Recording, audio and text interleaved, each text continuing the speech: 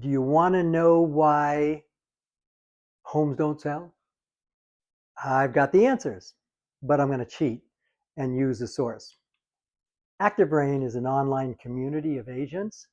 They did a survey or study a couple of years ago, and they asked 1,000 agents why they felt homes weren't being sold because of the mistakes that the sellers were making. So let's talk about them. First one, 77% of the time, it was because the house was overpriced.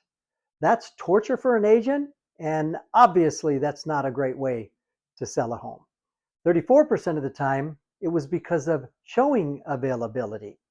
In other words, the people weren't available when buyers were available, and so they ended up buying another home. Another big mistake by sellers. 32% of time, and we've all seen this as agents, it's because of the cluttered spaces. It's got to be presented in a simplified format. If everything's all over the place, it isn't going to work. We all know that. 28% of the time, it's because of an unpleasant odor. It could be mold or mildew, it could be a pet, but those things obviously turn most buyers off.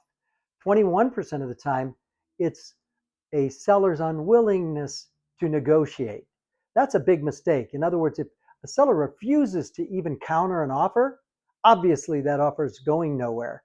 And you may have the ideal or perfect buyer on the hook if you're willing to do a counter offer.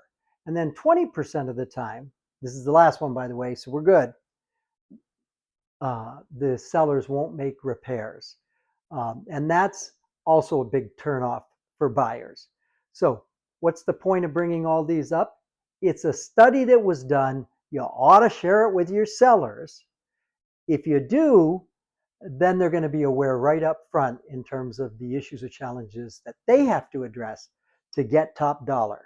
Hope this helps you out. Have a great day. Joe McAuliffe,